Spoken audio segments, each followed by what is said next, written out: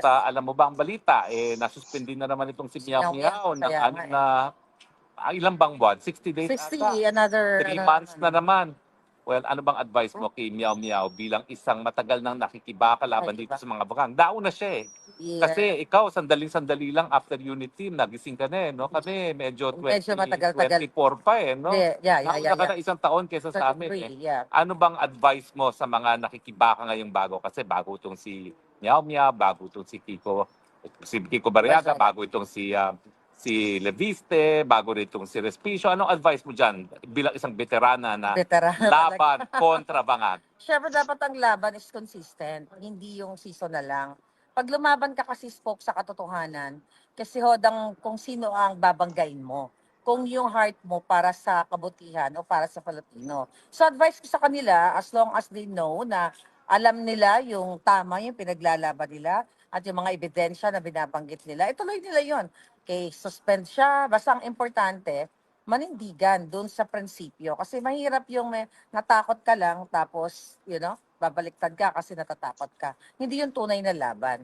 Ibig sabihin nun, kaduwagan yon. Kasi pag lumalaban ka sa bayan at para sa kabutihan ng pamilya mo at pamilya ng bawat Pilipino, patay o buhay yan. Ibig sabihin, like mga sinasabi, di ba, until the last drop of my alindog. Tuloy ang laban. Sa akin, yan namang what sets apart.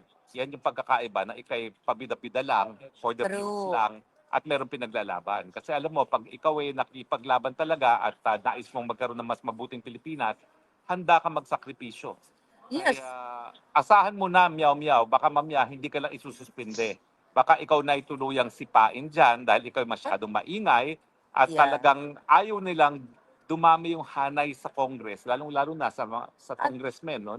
Dadami yung mga tututol dito kay Bangag, no? Kasi baka mamaya wala na silang numero sa impeachment, baka maging ehemplo ka at sundan ka ng mga ibang mga mambabatas, hindi lang yung mga bata, pati yung mga veterano na, no? Pwede naman sumunod sila sa yapak mo, no? Kaya yan ang pagkakaiba ng for the views at saka yung naninindigan. Kasi alam natin na tinataya natin pati mga buhay natin, no? Yan. At wala sa atin parang yun na yung calling natin eh. Di ba? Yeah, tsaka hindi porket sinuspindi ka or kinasuhan ka, ititigil ka na. Di ba tayo nga, di ba? Ilang kaso ba pero tayo? Hindi nga ako makauwi ngayon ng Pilipinas eh. Ilang kaso sabi ko, Hindi 1 naman nila, billion. hindi Hindi mapatahimik. lang yun, may assassins pa. So, Oo nga. hindi porket kinasuhan ka na or tinakot ka, aatras ka na. Kasi ibig sabihin nga, duwag ka. So hanggang kaya mong lumaban, go. Huwag kang sisimula ng laban kung hindi mo kaya. Ang tingin ko naman si Miao Miao, hindi yan titigil. Matapang naman yung mga Alam mo, batang lumalaban. mukha namang Matapang kaalyado naman. talaga natin yan to the end, na alam nila ang pinasok nila at alam nila hanggang dulo na ito kasi hindi na po pwede magpatuloy yung sistema eh. Talaga bulok na yung sistema eh. Mantakin mo halos wala nang napupunta sa taong bayan, puro sa bulsa na lang ng mga congressman at saka mga senatong, no? At saka masyado nang naging systemic yung korupsyon na kapag hindi natin lalabanan, lalamunin na tayo ng sistema. So hats off to Kiko, kay Congressman Miao Miao, pero with the warning, no, na talagang Hindi tayo tutuluyan. titigilan. Oo, Hindi tayo tutuluyan titigilan. tayo niyang mga yan. Gaya ng ginawa nila sa akin. Alam mo ako dati, feeling ko dahil maingay ako, di naman nila ako gagalawan. Nagkamali. Nagkamali si Hanero. Pero walang pagsisisi. Walang Walang pagsisisi. pagsisisi. Kasi kinakailangan labanan ang puwersa ng kadiliman. Otherwise, magwawagi sila. No? At hindi naman tayo papayag niya na talagang tuluyan ng mawala ang kinabukasan ng ating bayan, no? Lalong-lalo na ating mga kabataan. At saka lahat talaga ng lumalaban, tutugisin katulad natin.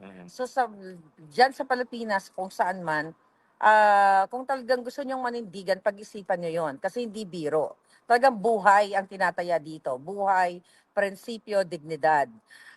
Kaya nga, di ba, tignan mo, nagsimula ako, sabi mo nga kanina, ako mas maaga. Mas maaga kang nabukas yung mga mata. Yes, tapos hanggang sa dumami ng dumami, ano ginagawa sa atin?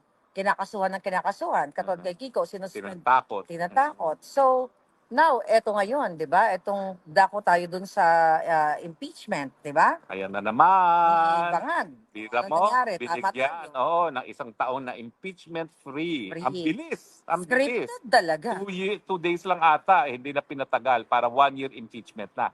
Samantalang itong kay Sara, sinisimulan na naman nila. No? At syempre, the usual suspects ang nagpa-file, yung nagkaisang puwersa ng Dilawan, Nagkapalitan ng, tayo doon. ng mga teroristang CPP, NPA, ayan, nagkakaisa na naman sila, no? At nanindigan naman si Inday Sara Duterte na kaya niya harapin yan. At talaga namang kaya namang harapin yan, no? Dahil 125 million pinag-usapan, samantalang ang presidente, 5 billion. Billion. Ngayon ata 12 billion dahil meron pa siyang ASEAN eh. Na hindi ko alam bakit kinakailangan ng ganong karaming pera Hindi lang yan, para di sa ba? ASEAN. Dami, no? Hindi naman kinakailangan na ganong karami talaga yung pera na yan. No? Mhm. Anyway, pero inaasahan na natin yan at sa tingin ko, itong nangyayari sa Senado ngayon, may kinalaman din sa impeachment dahil sinisigurado nila na may sapat ng boto para matanggal si Sara Duterte dahil talagang plano nila tanggalin si Sara Duterte nang wala ng kalaban ang Oo. Marcos Jr. Sasabayan nila yan ng charter change, tatanggalan nila yung mga term limits nang sa ganon, Marcos Forever Part 2, no? Kaya ang tanong mga Pilipino, papayag ba kayo dyan? Unang-una, papayag ba kayong matanggal si Inday Sara? Or talaga bang paiiyakin natin yung mga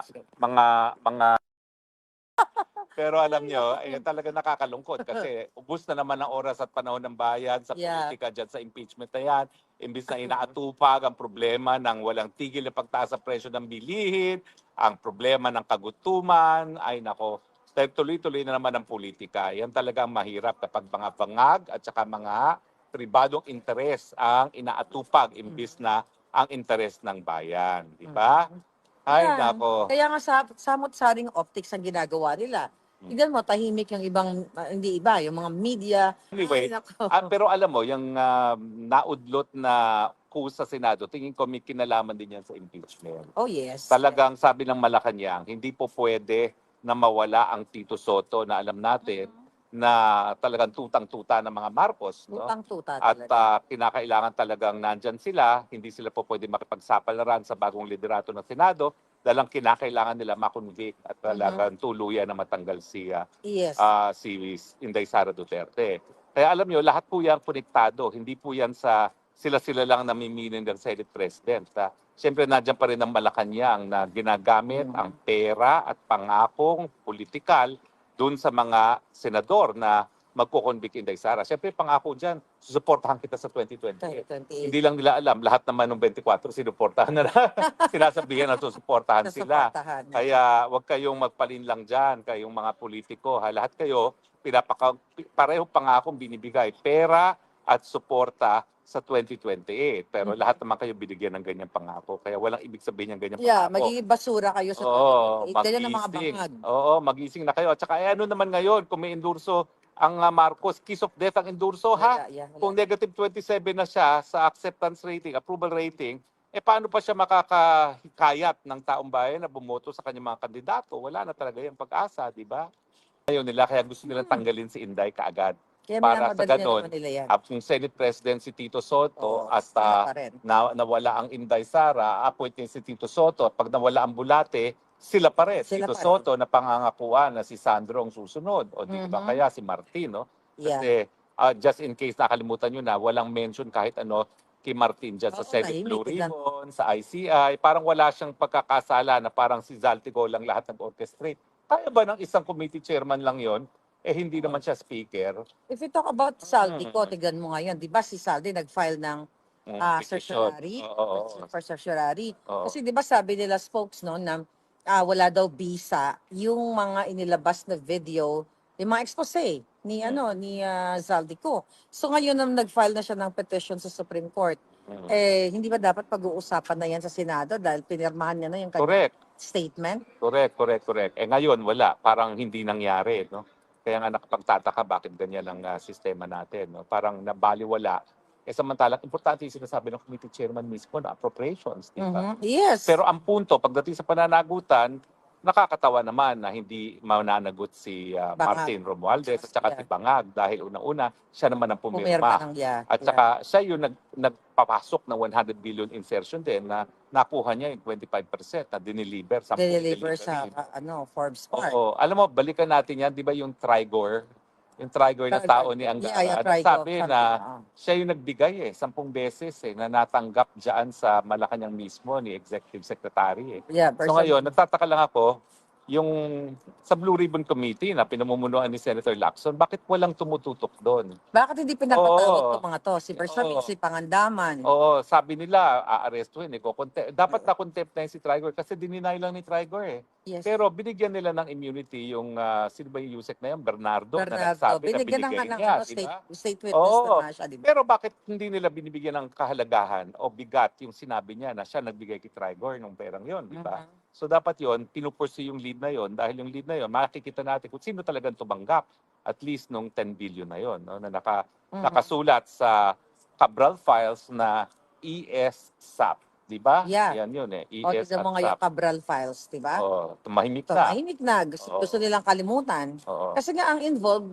yung Bangag administration. At saka talaga namang napatahimik nila si Leandro at ngayon magbabakasyon ng halos isang taon, no, para tumigil na ng revelasyon sa Cabral Files, Pero no? sana wag naman siyang tumigil kasi Well, simulan niya na. Alam mo naman kasi konektado yan, di ba, na lumalabas din ang balita na mukhang ang nanay niya ang susunod ang magiging kauna-unahang President. babaeng Senate President. No? So hindi natin maalis sa baka mamaya yan ang kasunduan nila, tatahimik ka, maging Senate President ka, di ba? Ay, so yun yung malungkot talaga. Yun ang malungkot kung mangyari yun na kapalit ng Cabral Files ay Imagine yung mo. katahimikan na ni Leandro, no? So, wala Sayang. pa rin, Alam mo, napagpapalit pa rin ng Leandro at saka Sandro. Wala na pagka, talaga akong pag-asa dyan. Sus-